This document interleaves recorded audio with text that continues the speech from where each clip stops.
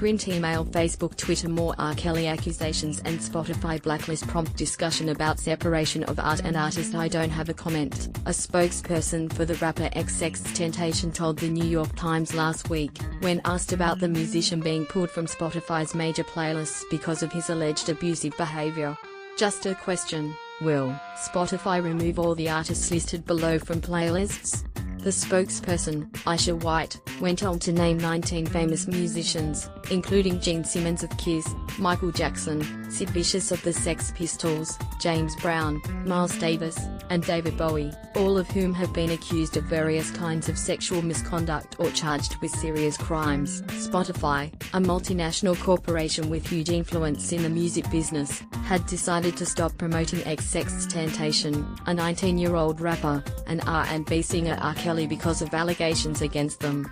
When an artist or creator does something that is especially harmful or hateful, it may affect the ways we work with or support that artist or creator, Spotify said in a statement outlining its new hate content and hateful conduct policy. Rising star XXXTentacion is facing multiple charges, including aggravated battery of a pregnant woman and false imprisonment, according to a victim testimony obtained by Pitchfork.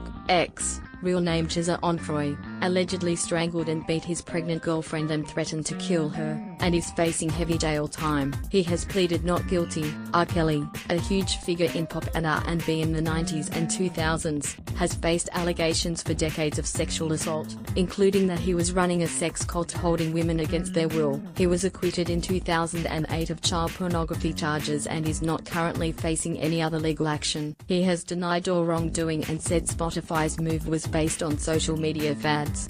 So, we know where Spotify stands. What about the rest of us? This kind of reckoning, largely a result of a push by the Time's Up movement and its #MusicKillLe campaign, suggests fans of the music also have something to consider. Do they maintain their allegiance, separating the artwork from the artist? Or does some behavior, whether proven or alleged, make that relationship untenable? In other words, do you need to do a Spotify and just sever ties? In the days since the streaming platform's decision, fans have been sticking up for Kelly on his Facebook page, while thousands turned out for a show in North Carolina. What he does in his private life has nothing to do with me, one told a local paper. He wasn't convicted of anything. Earlier this year, XXXTentacion's second album went to #1 on US charts and #3 in Australia, suggesting fans are still happy to consume his music. In 2009, R&B singer Chris Brown repeatedly punched his then-girlfriend Rihanna in the face and strangled her until she almost passed out. He is currently facing a lawsuit from a woman who claims she was raped at his house. Still, Brown's collaboration with Lil Dicky reached the top 5 on the Australian charts a few weeks ago.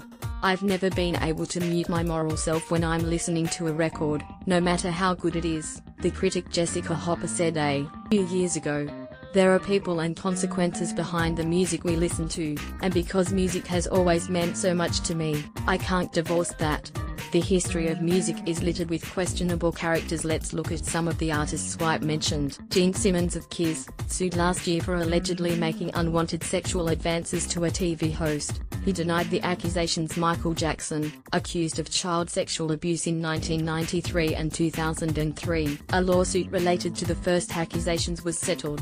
Jackson was acquitted of the criminal charges related to the second Matt Mundane of real estate, accused of sexual misconduct by several women. He denied the allegations. David Bowie took the virginity of a 15-year-old when the rock and roll singer Chuck Berry died. MYF Warhurst and Xandro talked on their podcast Bang On about the things Berry did outside of music. Berry served 3 years in prison in the 1960s for transporting a 14-year-old girl across state lines.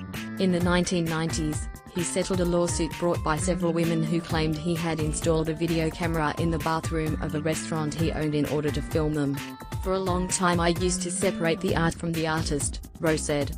I increasingly feel like, when it comes to these things where there are actually legal cases against people, where you've got R. Kelly being indicted on 21 counts of child pornography, marrying Aaliyah, who was 15 years old, and then you are still playing Ignition at a 21st, you can't separate the art from the artist. Warhurst agreed.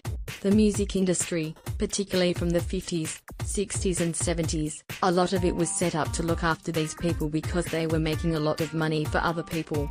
print, email, Facebook, Twitter, more.